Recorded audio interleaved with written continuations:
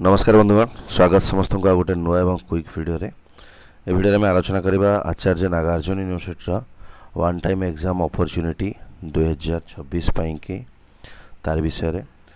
या पूर्वर वीडियो जिते मो वन टाइम अपॉर्चुनिटी एग्जाम पई की गोटे वीडियो करथिले, बहुत जन पचारथिले सर वन टाइम अपॉर्चुनिटी कौन बोली। ओके, प्रथम बुझना वन टाइम अपॉर्चुनिटी कौन।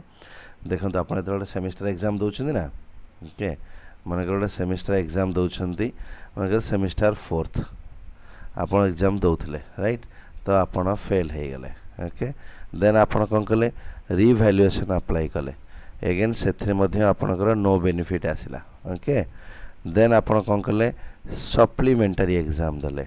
ओके, से भी फेल हो गले, तार रिभैल्युएसन अप्लाई कले, से भी नो बेनिफिट आसला। ताले आउ आपण किछि देई परिबे नाही। ए सब बाट बंद होले गोटी आपणकर थाए वन टाइम अपॉर्चुनिटी एग्जाम आपण देई पारंती। ओके, ताको हमें ओटीओ वन टाइम अपॉर्चुनिटी एग्जाम बोली कहूचे। आंध्र प्रदेश रे प्राय सब यूनिवर्सिटी करांती राइट। तो जो बहुत जन अछंती 500 पाखापाखि पिला अछन जो माने कि नागार्जुन रो वन टाइम अपॉर्चुनिटी पे 4 वर्ष प्लस समय धरी की वेट करिसेंती। पाखापाखि 4 वर्ष हलानी वन टाइम अपॉर्चुनिटी एग्जाम आसुनथला। तो वर्तमान एबे जदि आपन देखिबे, ओके, कई मते शेयर करछन गोटे नोटिफिकेशन टे। ए नोटिफिकेशन मु आपन को देखाउची। This is the notification. Okay, ए नोटिफिकेशन बहुत जन शेयर करछंती सर एटा वन टाइम अपॉर्चुनिटी कि नहीं। देखंतु मु कहि दउची एटा क्लियरली ए जो नोटिफिकेशन आसीची 9 तारिख रे एटा लिखाइ छी all PG courses. Okay, PG पई तो आपन तो पोस्ट ग्रेजुएट कोर्स करू नथले, आपणकर तो गोटे यूजी प्रोफेशनल कोर्स कोटा बीडी, तो ये नोटिफिकेशन आपण पई नुह। किंतु तादर के पिला कहन सर पीजी सहित बीपीडी डीपीडी एमपीडी त माने bachelor of physical education, diploma in physical education, master in physical education मध्य अछि। गुंटूर प्रकाशम कृष्णा डिस्ट्रिक्ट जो कॉलेज सब एएनयू अंडर आसले, कहीं ना पूर्वर कृष्णा भी आसला, कारण बहुत दिन ला किसी एग्जाम है नथिला। ओके, ताले आमर बीडी कहीं ना गोटे क्लियर लिखि देछि PG art science, MBA, MCA, right, BPEd DPEd MPEd सबू ईयर सबू बैच जेतिक बाकी अच्छी समस्त दे पारे।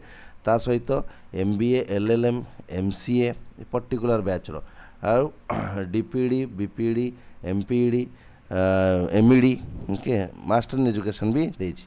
बट बीडी कहीं नाही पचार पिला माने एमाने मध्य 2019-20 बैच पर्यंत पिलांकर जो मानकर रजिस्ट्रेशन नंबर स्टार्ट होतो Y20 रु तो लिखि देछंती। आ एमानकर वन टाइम अपॉर्चुनिटी आगुर हबार योजना था 1/7 रु, बट एटा 5 मे रु स्टार्ट होबा को जाउची। ओके, एंड जदि देखिबा ए जो नोटिफिकेशन एटा बीडी पई नुह। मु प्रथमे क्लियर कहि दउची ए नोटिफिकेशन आपनकर बीडी पई नुह, एमईडी पई।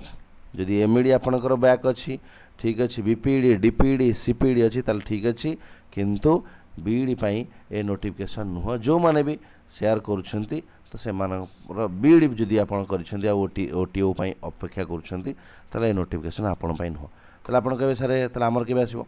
सिंपल देखो, ये जिबा हमें आचार्य नागार्जुन यूनिवर्सिटी रो वेबसाइट एटा देखुछन ना, एएनयू रो वेबसाइट। ओके, एएनयू रो वेबसाइट गला परे एटा आपण मते देखि परिबे जो सब पीजी रो सब हबा कथा कोन वन टाइम एग्जाम ना सब नोटिफिकेशन पळाय साने। देखो, ये होची सोशल वर्क रो, या भीतर देखिबे आपण एट देखि परछन ना, एमएससी मैथमेटिक्स एट तल तल गले भी देखि परिबे, एमए इकोनॉमिक्स जो मानकर सब बैक अछि जो सब पिला फेल अछंती।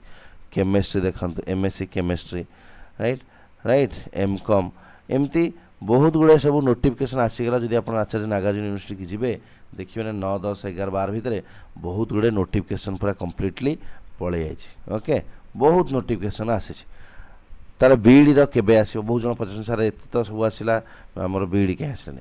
देखो क्लियर कर दूची, देखो बीडी रो नंबर ऑफ पार्टिसिपेंट बा नंबर ऑफ स्टूडेंट संख्या बहुत मात्रा अधिक, कहीं ना अदर स्टेट रो बहुत मात्रा पिला जाई सेठी बीडी करंती।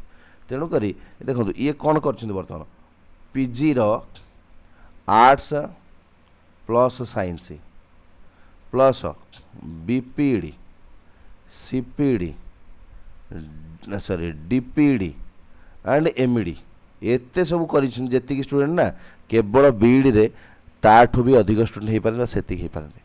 तेणुक सेमाने कहिले जहाँ आम डाटा नबारे से ये सब सरला बीडी कंडक्ट करा एंड आम एक्सपेक्ट करूँ एप्रिल मासर एप्रिल लास्ट सुधा आपणकर वन टाइम अपॉर्चुनिटी एग्जाम बीडी पाइक नोटिफिकेशन आसो एग्जाम नुह केवल नोटिस आसो आपणकर एप्रिल रे एंड आम एक्सपेक्ट करवा जून रे आपणकर एग्जाम हम तो जो गोटे दुईटा पेपर जार बाकी अच्छी दुईटा पेपर तीन पेपर प्रैक्टिकल जार बाकी अच्छी तो दे पारे एंड माय हम्बल रिक्वेस्ट जो मैंने भी वन टाइम अपॉर्चुनिटी एग्जाम देवाक जाऊँगी बहुत भल प्रिपेयर कर कारण बीडी पाखापाखि 4 वर्ष पर एंड मन रखते गोटे अपॉर्चुनिटी मिस कले पुणी 3 4 5 वर्ष जापे तो भल नोट फोट गाइड फाइड पढ़ापढ़ी करी राइट एग्जाम प्रिपेयर हो एते सहज न भाव मुझे वन टाइम दूसरी मत इजिली पास करदेवे ना से भी बहुत पिला बैक लगे वन टाइम पर पुणी वन टाइम अपेक्षा कर मैंने बहुत जन अच्छा गोटे टाइम वन टाइम फेल होगी सेकेंड टाइम वन टाइम अपेक्षा कर तो चेष्टा करूँ भल पढ़ी एबेठू प्रिपरेशन स्टार्ट करूँ समय पाखे कम अच्छी ये वीडियो मेसेज और इनफॉरमेशन पुणी देखा नुआ video thank you so much happy learning to all.